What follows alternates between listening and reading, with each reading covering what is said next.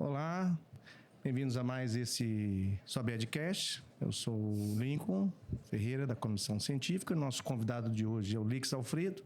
Lincoln, é um prazer estar aqui com você, né, nesse podcast. Eu sou o Lix Oliveira e eu sou da Comissão Científica da Sobed e estamos aqui para falar um pouquinho de um assunto que é muito intrigante, né, da mucosectomia, e eu estou à tua disposição aqui para responder. Então vamos lá, vamos começar por uma dúvida importante, que na verdade é fundamental, né? Quando nós vamos identificar uma lesão, quando é que a gente vai falar, olha, essa aqui vai dar para fazer por mucosectomia, essa aqui eu vou ter que mandar para dissecção submucosa, não vai dar para tirar. Como é que você, no seu dia a dia, faz essa avaliação? Lincoln, obrigado pela pergunta. Essa eu acho que é a parte mais importante de qualquer procedimento endoscópico. É você fazer uma boa avaliação da lesão. Então, a lesão você tem que fazer primeiro uma análise macroscópica dela, com luz branca. Depois você pode usar outras tecnologias, ou uso de corantes, ou o uso da cromoendoscopia, para você esclarecer o que é essa lesão. Uma vez esclarecido que é uma lesão que ela deve ser tratada endoscopicamente, que não é uma lesão cirúrgica, ou não é uma lesão que só deve ser acompanhada, daí a gente vai direcionar para qual tipo de tratamento endoscópico. Então, diz aí para nós uma coisa que é um macetinho, né, importante. Quem não tem magnificação, ou você acha fundamental, ajuda algum tipo de cromoscopia? Ajuda, por exemplo, fazer uma avaliação underwater? O que você faria caso você tivesse numa colonoscopia, chegasse, visse lesão, quisesse avaliar, mas você não tenha magnificação? A magnificação seria o ideal, mas caso você não tenha, como é que a maioria não tem? Como é que deve agir? Isso é importante porque, assim, realmente a maioria não tem. Então, não é todo mundo que consegue trabalhar em condições que a gente julga ideais, né? Então, eu acho que aí é bem... que eu vou tentar até dividir. Primeiro, assim, a avaliação luz branca, lavar a lesão, não deixar a lesão cheia de muco, você tem que enxergar a superfície da lesão. Uma vez que enxergou com a luz branca, sem nenhum outro artifício, daí você pode, uma coisa que é super barata, o índigo carmim, você injetar o índigo carmim a 0,4% e você avaliar a superfície da lesão. Daí você já vai ver se tem alguma área deprimida, se tem alguma área mais elevada, alguma área que mereça um cuidado especial. E, para quem ainda não tem o índigo carmim, o vinagre. Então, o ácido acético, o famoso ácido acético, você joga... como dizem que eu gosto de temperar a lesão, né? Então você joga o ácido acético a 2% e você consegue ver a lesão, porque aquilo ele edemacia e você consegue ver melhor as criptas. É lógico que essa avaliação a gente está falando sem a magnificação ou cromoscopia virtual, nós estamos falando de uma avaliação das criptas, não estamos falando da avaliação vascular. Sim, sem dúvida, sem dúvida. E quando você falou aí no mucolítico, o que você usa para poder lavar a lesão? O que você usa na sua prática? No cólon, água. Água? Só água. Só água. Só água. É suficiente. Se você tiver a bomba d'água, é melhor. Se não tiver, com a seringa mesmo, você consegue lavar adequadamente uma lesão. Uhum. Ótimo. E iosina, o famoso Buscopan, você usa de rotina? A minha rotina talvez até o japonês ele não usa sedação, mas ele usa a iosina. Uhum. Então, como a gente segue bastante a escola japonesa, a iosina eu acho imprescindível, tanto é que eu só uso a iosina na retirada. Uhum. Eu não uso na introdução para a gente não perder, porque o tempo dele é muito fugaz, né? Uhum. Exatamente. Então, você usa na retirada. Outra pergunta que eu acho interessante vamos dizer que você é, obviamente, um especialista famoso e retira várias lesões de vários tamanhos. Mas vamos dizer que o colonoscopista ali, ele achou um LST, achou aquela lesão, né? E ele não se sente confortável para ressecar. Ele vai encaminhar um médico.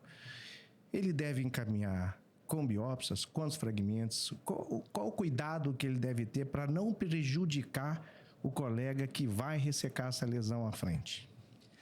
Lincoln, o que eu sempre digo é assim, você não é menos endoscopista do que o outro por você não tratar lesões muito avançadas. Sim. Tá? Então, primeiro você vai avaliar esse julgamento de que você... Porque a gente tem que pensar que no fundo de tudo que a gente está falando aqui tem um paciente. Uhum. Então, tudo que a gente faz tem que ser beneficiando o paciente.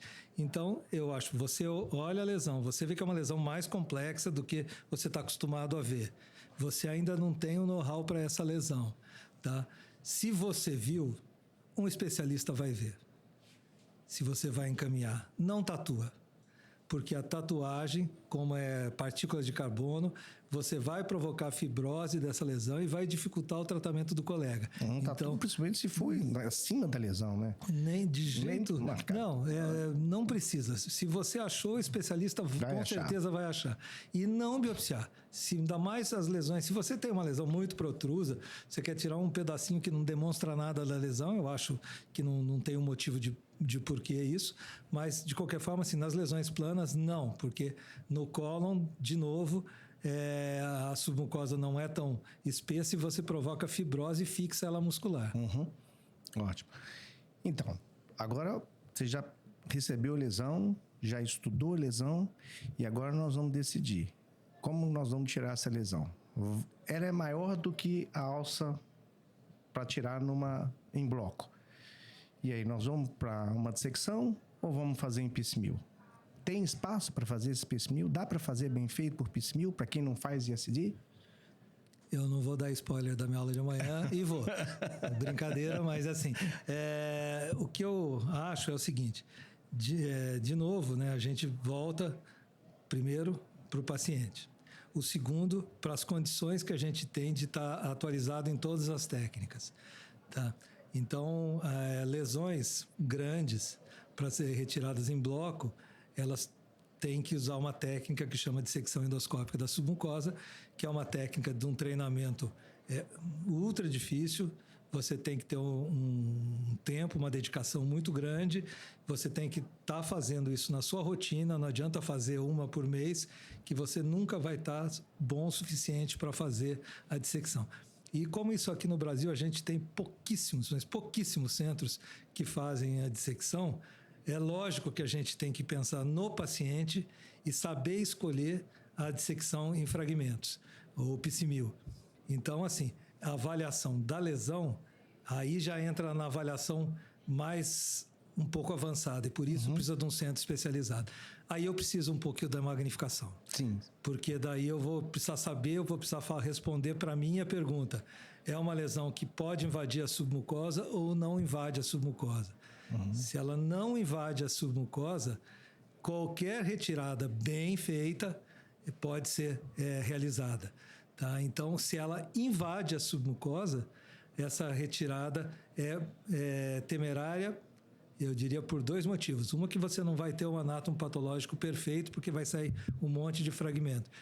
E o segundo é que, às vezes, você vai tirar esse paciente a chance de uma cura endoscópica com quem faça a técnica de dissecção da submucosa. Entendi. Então, quando a gente vai fazer essa definição, o estudo, além da cromoscopia, da magnificação da cromoscopia digital, ela é fundamental para que a gente possa avaliar a possibilidade ou não de invasão. Se há uma possibilidade de invasão da submucosa, a mucosectomia está fora. Entendeu? Aí nós realmente teríamos que passar para a dissecção, né? Agora, quando você opta para fazer a mucosectomia, o que você precisa? Quais são os acessórios que você necessariamente tem que ter à mão para realizar uma boa mucosectomia, ainda que seja em piecemeal? O que você precisa? O que você sempre tem que ter cuidado de ter à mão? Lincoln, assim, eu vou só voltar um tiquinho na indicação, porque assim, como eu falei, você visa o paciente. Então, eu vou pegar um paciente que eu tenho suspeita de invasão da submucosa. A gente tem que lembrar que de todas as lesões do colo, tá, as que invadem a submucosa, 4, 5%. Então, nós teríamos condições de tratar, sem ser em bloco, os outros 96%. Então, e se de repente, eu acho que é uma lesão que pode ter uma indicação de dissecção da submucosa, Mas esse paciente tem 93 anos, cheio de comorbidade. Está no cólon transverso, que eu vou precisar para tratar essa lesão, anestesia geral para controlar o movimento respiratório.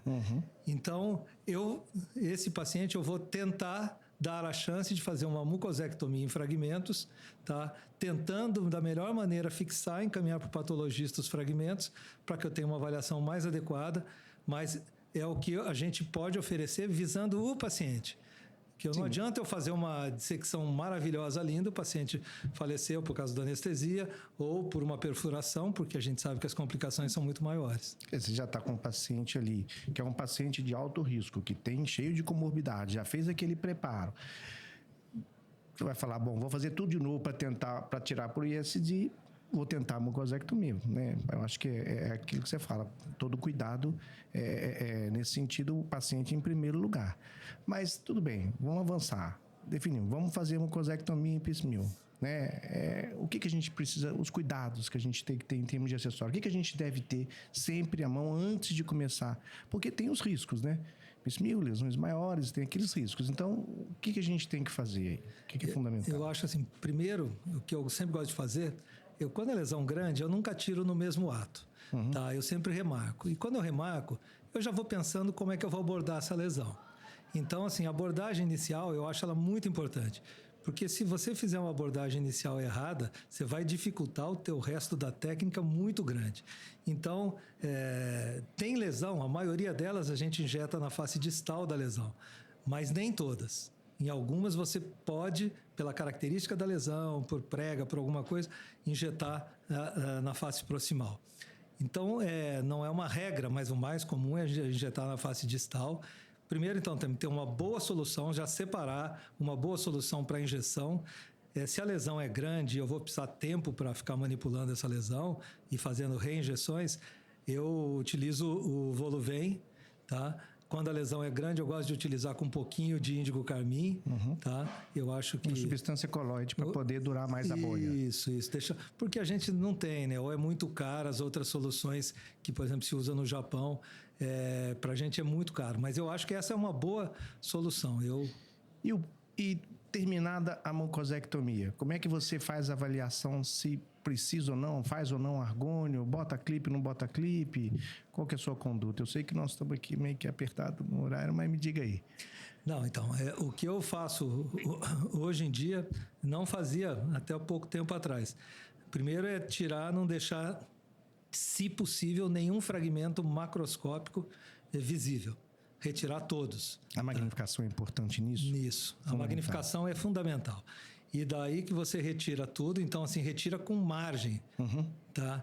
E você, se vai começar a ressecção posterior, vai pegando margem, vai pegando a lateral da lesão para tirar com um pedaço de margem.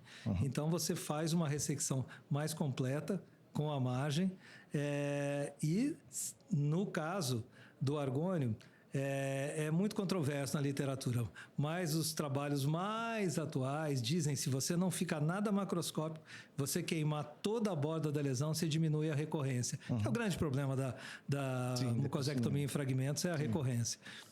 E o clipe, assim, cólon direito, eu uso clipe, na maioria dos casos. Você tenta sempre que possível fechar a lesão. Fechar a lesão mesmo que parcial. Tá? Cauterizo, faço que nem dissecção. Cauterizo os vasos superficiais e tento fechar a lesão.